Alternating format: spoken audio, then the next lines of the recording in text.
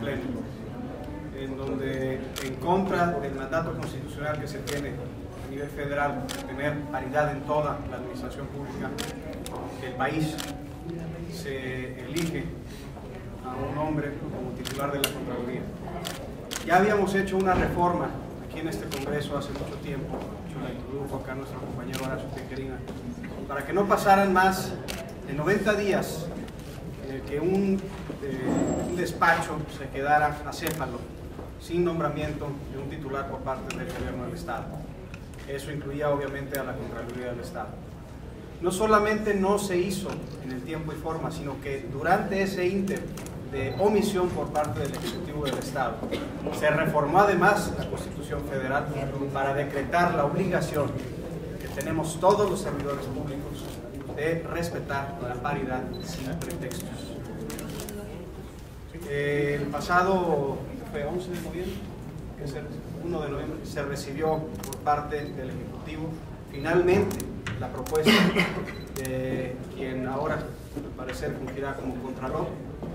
Sin que sea esto una crítica necesariamente a su persona, sí tenemos que resaltar que legalmente no cumple con el requisito mínimo de la paridad y que debe de respetarse, puesto que no solamente tenemos solamente una mujer en el gabinete, todas las vacantes y todos los nombramientos subsecuentes de aquí a que se cumpla ese 50% de paridad deben de ser mujeres. Tanto nuestra compañera Ariela Saldívar como nuestra compañera Kenia Marrón han sido férreas defensoras e impulsoras del tema y han sido muy críticas al respecto. Y ahora, pues no es más que otro día en donde la legalidad y el debido proceso en las elecciones que le tocan a este Congreso y la vigilancia que le toca a este Congreso del cumplimiento de la Constitución y de la ley, es que nuevamente somos omisos en nuestras responsabilidades como legisladores. ¿Van a emprender alguna acción legal, diputado? Actualmente vamos a ver qué es lo que sucede a partir de ahora, pero pues es que este nombramiento yo creo que sí debería de ser impugnado, porque no es correcto que se falte un principio constitucional que ya está entablado en el artículo 41. ¿Impugnado por quién, diputado? ¿Impugnado por quién? ¿Por ustedes o por alguna otra instancia? ¿O quién debería impugnarlo? Para que quede un poco más claro. Sí, gracias. Actualmente hay un recurso de amparo contra el proceso de designación que incumple con el artículo 41 constitucional y también va en contra de las funciones legislativas. Nosotros facilitaremos toda la información del hecho que se consumó el día de hoy para que se amplíe dicha demanda de amparo. Que es un recurso que se promovió antes de la designación y que se está ampliando. O sea, va a ser a través de las promoventes de ese juicio de amparo. Sí, porque se tiene que, digamos, hay un interés jurídico, un interés directo contra el proceso que se manifestó inclusive antes de la designación. Diputada, se hablaba de que no se podía obligar al gobernador pues, a cumplir la paridad. La Constitución mexicana es muy clara y ahí establece ese principio que en todos los, digamos, en los nombramientos de titulares de secretaría de despacho se tiene que vigilar el principio de paridad. Entonces es algo que está vigente a nivel nacional, es nuestra Carta Magna, es nuestro, digamos, órgano jurídico supremo, entonces se tiene que vigilar. Ahora bien, y se establece directamente en la Constitución que se debe de vigilar en las entidades federativas. Ahora bien, hay diversos, inclusive principios en la normativa local que podría aplicar este proceso. O sea, estamos hablando de que en nuestra Constitución se habla ya de la igualdad de los hombres y las mujeres, y ya se habla de que se debe vigilar la Constitución en los nombramientos de fiscalización, y ya se habla de que se tiene que respetar la ley de responsabilidades administrativas para cuestiones que tengan que ver con la Contraloría, y tampoco esas disposiciones legales se vigilaron. Debió haber sido un nombramiento que debió haberse hecho antes del 23 de agosto, como bien indicó mi compañero Horacio, debió haber sido por convocatoria pública para garantizar que el mejor perfil llegue, y debió haber sido una mujer por principio de paridad. Diputado Horacio, pareciera que el mensaje que les dio a las compañeras diputadas no tuvo un efecto favorable, ¿no? Porque muchos votaron a favor del dictamen, ¿no? Pues es muy lamentable. de verdad que es lamentable que, igual que el gobernador, como hacía en la pregunta anterior, si tenía obligación o no, claro que tiene obligación porque es constitucional, pero es lamentable que solamente en el discurso se pronuncian algunas compañeras y compañeros políticos al respecto, pero al momento de que se tienen que materializar estas acciones afirmativas, se van por el cauce que no deben de irse. Haciendo pretextos, el gobernador lo que está diciendo es que no tiene obligatoriedad. Aquí lo importante es saber si es una cuestión de discurso para cada 8 de marzo o cada 25 de noviembre salir en la fotografía acompañado de mujeres, o si es una cuestión de voluntad política, de resultados y de idea, de creación para tener la paridad de género en una administración pública como la es la estatal, que está viviendo sus últimos días. El mensaje que nosotros les daríamos a nuestras compañeras y compañeros es que sean congruentes. Tienen que unificar su discurso. Lo que es discurso, tienen que materializarlo con su voto, si no, no va a haber congruencia. Entonces, ¿el Congreso tiene peso de la paridad aquí? ¿No hay paridad de peso? Debería, ese es el llamado. Por eso yo les decía el llamado a las 21 compañeras, que así como han resultado beneficiadas ellas por la cuota de género, que es algo que nosotros siempre hemos visto positivamente.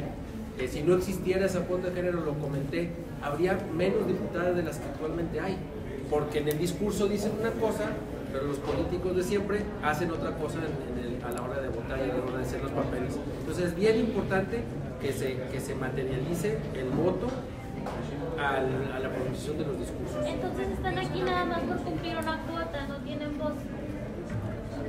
Ustedes vieron cómo fue la votación, aplastante, 8 votos en contra y 3 fueron hombres. 6 de ellos estamos aquí, 6 de esos votos en contra están aquí, nosotros 2 no sabemos de quién hayan sido, 8 en contra, perdón, 6 de nosotros, pero aplastantemente un grupo importante de mujeres debe haber votado a favor de esa propuesta. En lo económico, algunas mujeres diputadas se acercaron y dicen, pero ¿por qué el Contralor sí? Sí, comento, perdón. Nada para comentar esta anécdota. En corto, yo me acerqué con algunas compañeras diputadas y me decían, ¿por qué con el Contralor sí, con el otro no? Yo les decía, a ver, esta es la primera designación desde la reforma constitucional donde se obliga la aplicación de la paridad. La primera. No lo vigiles aquí. ¿Qué nos espera con lo que viene? Si se destituye al secretario general de gobierno, tiene que ser mujer. Las magistraturas pendientes tienen que ser mujeres, pero si no defiendes esta primera, ¿qué nos espera con las demás designaciones? Por eso era tan importante que se vigilara el principio de paridad, que las mujeres hicieran conciencia, sobre todo las diputadas, de que sus votos eran invaluables, porque aquí se requería una mayoría calificada. Y respondiendo a la pregunta que me decía Roberta, pues sí, estaba obligado tanto el gobierno a mandarnos una propuesta que vigilara la paridad, como también el Congreso de vigilar el cumplimiento de la ley. ¿Por qué pasa por Congreso? Porque nosotros nos debemos de garantizar si cumple o no. No nada más es recibir la propuesta y entrevistar y hacer la pasarela. Era vigilar el cumplimiento, y eso también fue omiso en el Congreso. Aquí nada más para terminar la paridad solamente está en el discurso, en este Congreso y sobre todo en el gobierno del Estado.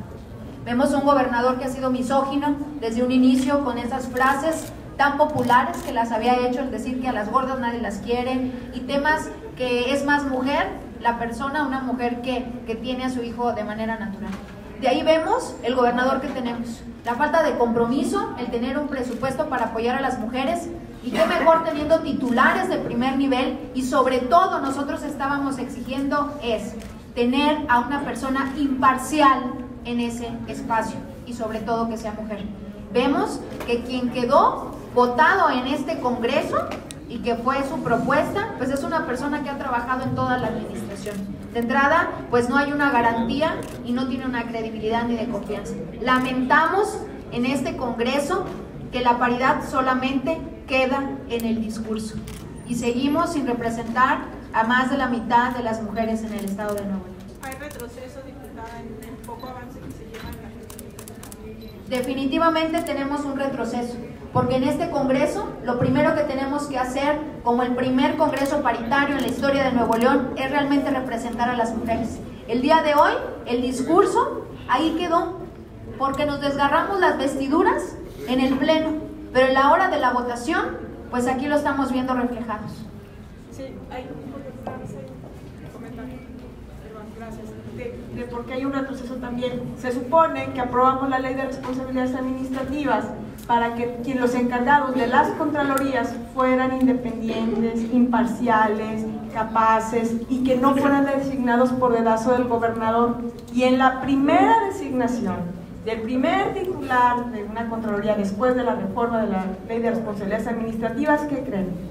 Avalamos el dedazo. En lugar de honrar la ley, que desde hace 2 años es vigente a nivel nacional, que nos habíamos tardado nosotros en homologar. Bueno, ¿de qué sirvió entonces tener una ley de responsabilidades administrativas si de nuevo, por dedazo, el contralor? Y eso también es importante. ¿Por qué? Porque se quería romper con ese ciclo vicioso. Alguien imparcial, ni eso se logra. ¿Considera conflicto de interés por parte de la de Gobernación, que fue la que aprobó este dictamen, que en primera instancia decían vamos a votar en contra, pero resultaron avalando en el dictamen a Guajardo? La verdad es que desde la comisión esto no debió de haber prosperado. Fue una falta de observancia y de la adecuada vigilancia de la ley, y desde entonces este dictamen venía viciado. Entonces aquí los 2 diputados que tenemos en esa comisión no votaron a favor de ese dictamen. Se hizo desde ese punto, desde ese momento, saber nuestra inconformidad porque no cumplía con los requisitos que nos marca la ley. La ley, nuevamente, no es opcional su cumplimiento. La Constitución obliga a todos los que nos rigen y el gobernador no es de excepción. Es importante mencionar que tiene 6 meses aquí el dictamen parado en la Comisión de Puntos Constitucionales para armonizar la ley con la Ley Federal de Paridad. Gracias. Gracias. Gracias.